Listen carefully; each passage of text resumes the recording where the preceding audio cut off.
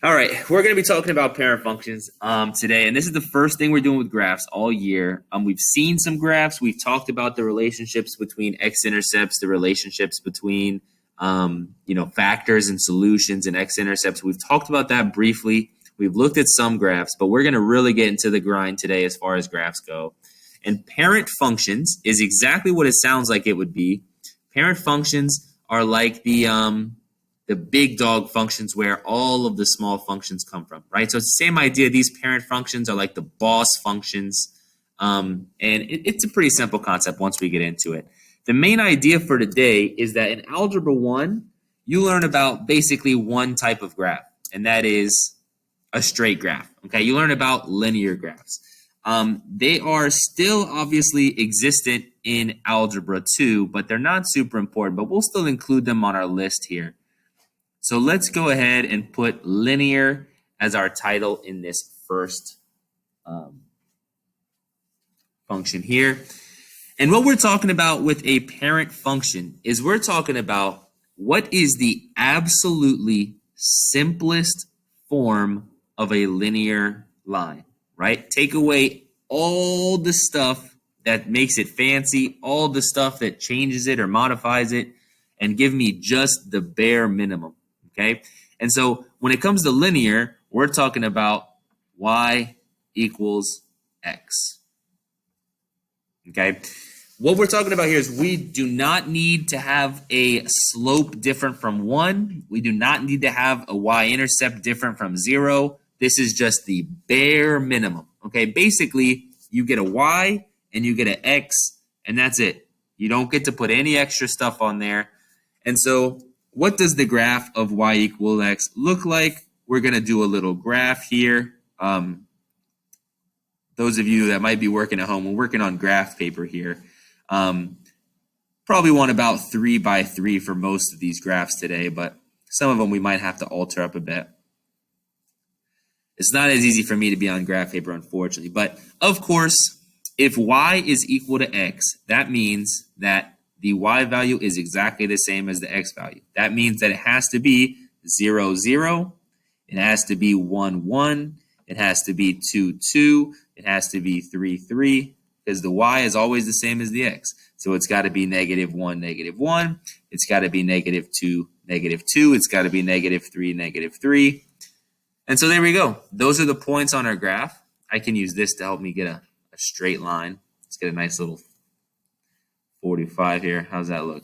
Pretty good. And then we'll put a line through it. Nice. That looks excellent. So there is our linear graph. Now, the last thing we're going to try to put in this box for now is what type of shape would you say this looks like? Okay. The answer here is relatively obvious. Okay. This looks like a line. For this one, the name linear literally has line in it, but in the future, it's not quite as clear. A linear graph looks like a line, y equals x. You guys all know this. You girls all know this. You've seen it before, piece of cake, y equals mx plus b, no problem, okay? And so think about it like this. Y equals x is the parent of all the line graphs, right? If you put this +2 here, it is still a linear graph. It would just be up to. Now, don't actually put that +2 there. Sorry if you did. I might have really messed you up there. But it would still be a linear graph. It's just no longer the parent function. It's just no longer the most basic, simplest form. Okay, let's move on. Now, you've also seen before a quadratic graph. Okay? Now, a quadratic graph needs a parent function which needs to be the absolute most basic version of the graph itself, okay? Now, what makes a function a quadratic? X squared, okay? And so what we're going to have here is y equals x squared, and that's it. We're not going to have any extra stuff. The parent function is the absolute bare minimum for how this is supposed to look, okay? Now, we can do the same thing for our graph. Give ourselves a little 3 by 3 action.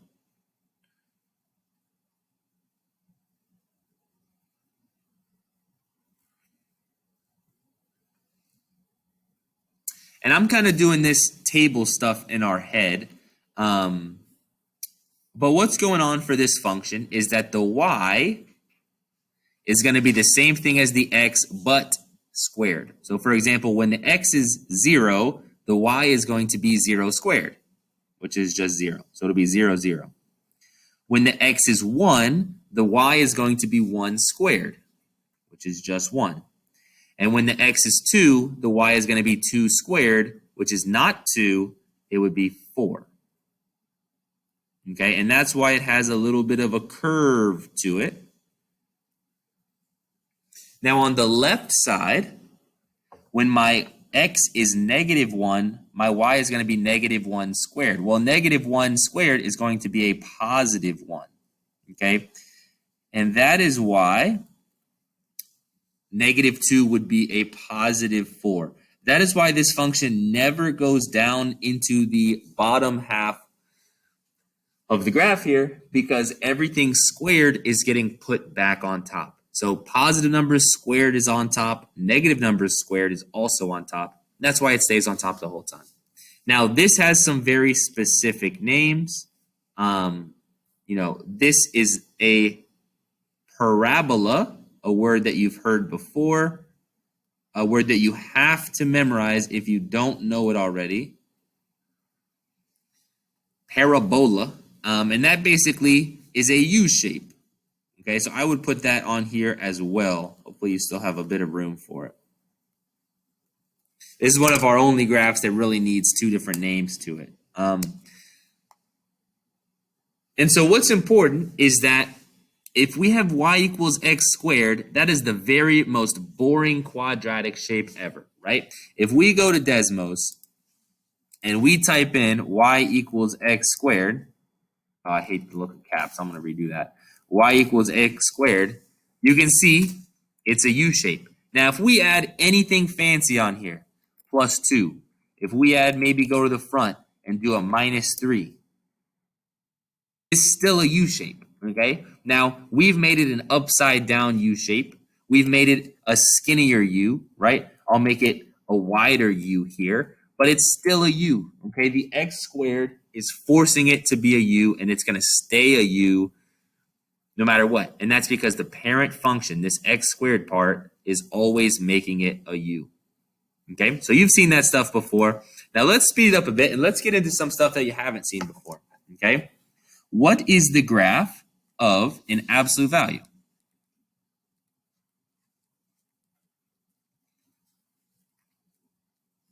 So what you'll see is that we're going to look at basically 8 different shapes. We've seen a line that is created by y equals x. We've seen a U that is created by y equals x squared. What is an absolute value? Now, obviously, the parent function would be the absolute most standard version. So that would be y equals absolute value of x. You get a y, and you get an x, and you get whatever makes it unique. You get no numbers. So that's what the parent function is. Okay.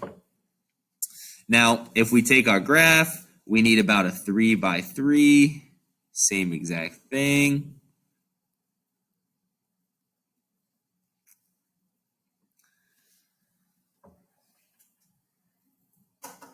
Now this graph, y is going to be the positive version of x, right? Because whatever x is, it's going to be turned positive. So when x is 0, y is going to be the positive version, which is still 0. When x is 1, y is going to be the positive version, which is still 1. When x is 2, y is going to be the positive version, which is still 2. When x is 3, you know the deal, right?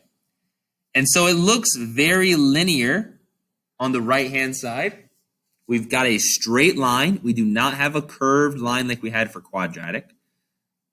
Because on the right-hand side, basically nothing is happening, right? We start with an x, and the answer is still x. Now, on the left-hand side, remember, your x is going to be turned positive. So -1 is going to be turned into +1. -2 is going to be turned into +2. And -3 is going to be turned into +3. Oh, I missed my line there a bit.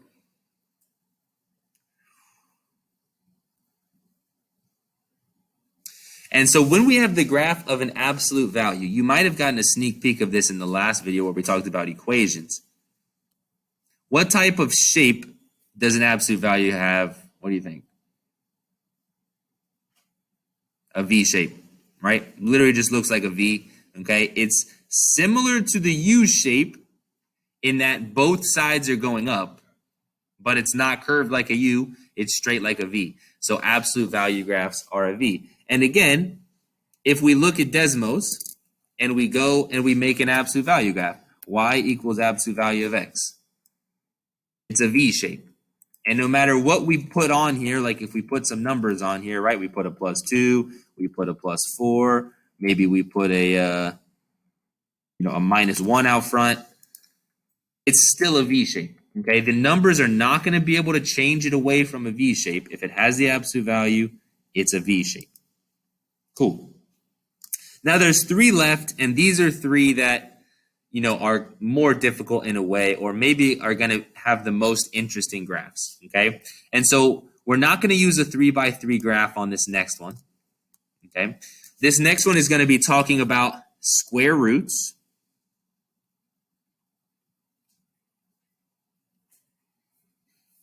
And so, of course, our parent function is just y equals the square root of x.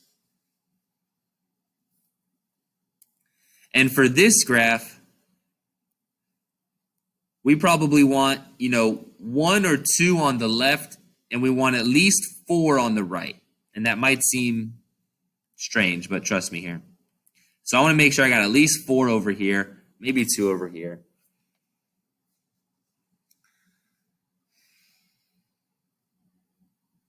So what we're doing with square roots is we're taking the number x and we are square rooting it. And what that is doing is it is making it smaller. Okay, if we look at the squared function, this function is making it bigger, which is making it go up higher. The square root function is making it smaller, so it should be making the function, smaller over time. So if we take 0 and we do the square root of 0, we're going to get 0. If we take 1 and we take the square root of 1, we're going to get 1. But with square roots, not every number has a nice square root, right? We can do the square root of 2, but it would give us a decimal, and we don't really know what that is. We could do the square root of 3, but it would give us a decimal, and we don't really know what that is. But we could do the square root of 4 for sure. That's why we went out to 4 over here, okay? 1, 2, 3, 4. The square root of 4 is 2. And so we get a curve that looks like that. And I've kind of missed my dots there. I'll go make sure I go through them a little bit better. And so on the right side, it looks a lot like our quadratic graph, but it's kind of bent the other way, right? Now on the left side, we've got something really interesting going on over here. We've got, this right here would be y equals the square root of -1. Okay?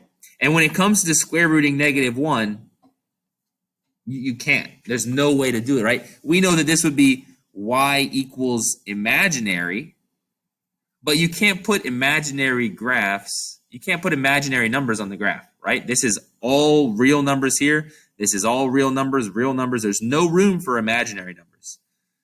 And so what you end up with is this is the whole graph. This whole side over here is completely blank, okay? Because there's no way to do the square root of a negative number. If we go to Desmos, I know we're getting a little repetitive here, but if we go to Desmos and we need y equals the square root button is down here. Y equals the square root of x. There's literally no graph on the left because you can't do this. You can't square root any of these numbers. On the right, you can square root all of these numbers, go back home, but you cannot square root any of these negative numbers. So when it comes to square roots, we have a one-sided graph, okay? When it comes to square roots, our graph starts in the middle and it shoots up like a wing on the right, and that's it. It does not go left at all. Now, it's kind of hard to come up with how this looks. Okay. For some reason, I always say that this looks like a wave, but I don't really know that it looks like a wave. The more I say that, the more I'm like, it's not a very good wave. I grew up by the beach, so maybe I don't really, know what a wave is as much as I thought I did. There's other teachers at our school who say that this looks like half of a bird wing. When you're a kid and you draw birds, next to a sun that's wearing like cool shades. She says that this absolute value, looks like a bird wing because it looks like this shape right here. This shape right here. I don't like that as much because there's the other bird wing, and that makes it, there's no such thing as a left bird wing, and I don't know that I like that as much. So whatever you want to call it whatever you want. Wave, how about waveish, right? It's not great. It doesn't really look like a wave, but it looks like an arrow or a curve. Some people call it a curve. I mean, I don't know. I don't care what you call it. Just kind of know that the general shape of a square root looks like this. We're going to do 2 more today, and we're going to leave 2 of these blank, and we're going to come back to them in about a week and talk about them in about a week, okay? We're going to talk about cubes, and we're going to talk about cube roots.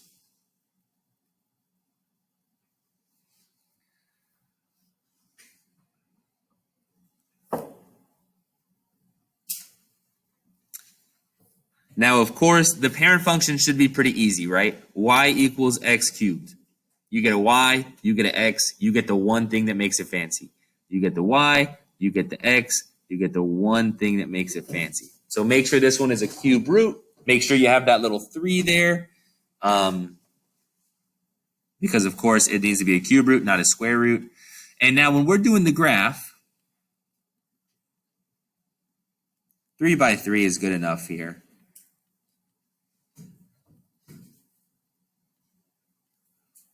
And I'll go ahead and do one over here as well.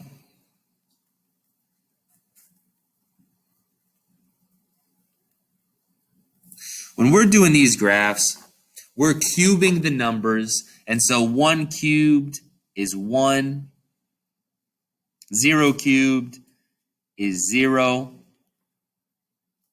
And in fact, -1 cubed, that would be -1 times -1 times -1. That would be -1. So we would have a dot right here. When I put these middle 3 in, it looks pretty straight, right? It looks just like a linear graph. 0, 0, 1, 1, -1, -1. Importantly, remember, cubes do not turn your numbers positive, right? Because we've got 3 negatives. Takes 2 to make a positive, but you still have an extra one. So we are going to be allowed to go into the bottom here, which is different from quadratics, which went back up. So that is something that's a little interesting. But it looks straight, but I'll tell you right now, it's definitely not a straight line. Because as soon as you go to the next number, right, which would be 2, 2 cubed is 8. So 2 cubed is going to be 1, 2, 3, 4, 5, 6, 7, 8. You don't have to graph this because it might be all the way up in the linear cube for you. This graph is going to rocket in the upwards direction. Okay? Obviously, you might not have enough room on your graph to get all the way up there.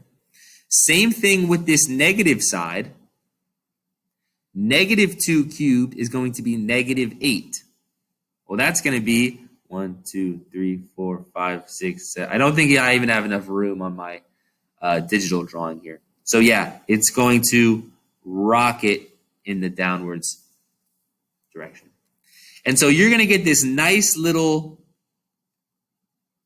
kind of swerve action to it. Okay, and I like to call this one the swerve.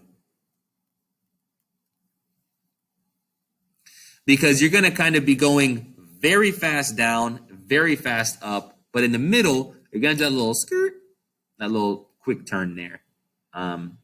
So a pretty interesting graph for sure. And it's very similar with cube roots, right? The cube root of 1 is 1. The cube root of -1 is -1. So it looks very similar again. But instead of 2 cubed being 8, we have 8 cube rooted being 2. So if we go all the way over here to 8, 8 cube rooted would be 2. And so whereas the cube is going to rocket up and down, the cube root is going to the right and to the left. So it's very similar, right? It also has a little swerve through the middle there. A lot of people like to call this one an S. It doesn't look exactly like an S, but it does kind of look like an S. So I don't hate that one. Maybe like a stylized S or kind of a fancy S.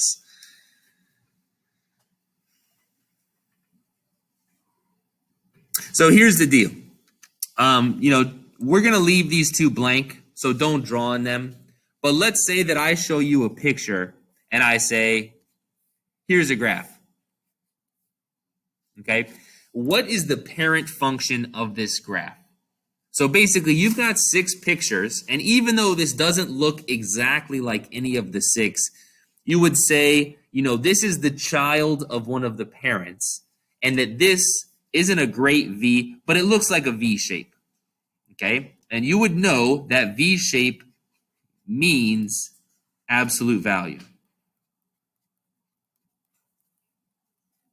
And you would know that absolute value has the parent function of y equals absolute value x. Okay? And we could play, it's not a very fun game necessarily, but I could undo all this. We could play a similar game, right? We could say, what is the parent of this graph, right? You can see it's going up, it's going down, it's got a little swerve through the middle. And so this looks like y equals x cubed, right? It's spiced up a little bit, it's flip-flopped around, it might be stretched, but it's still in the parent, it's still in the family of y equals x cubed. Okay? It's still considered to be a cubic. Sure. Let's see if there's anything else I feel like that we forgot around here. Cubes could be called cubics if you want to write cubic in there. But for the most part, this is pretty sweet. Now, what this is this is a sweet study guide that you can hold on to, and anytime we're doing graphs, you can pull it out, and then as soon as you see something that looks like this, you know it's a square root, right? As soon as you see a V, absolute value. Okay, and you can hold on to this and you can take advantage of it. And I promise you, it doesn't look super, super, super useful when you haven't even seen a question yet. But this thing will definitely come in handy in the next couple of weeks. But that's all we're going to talk about for now.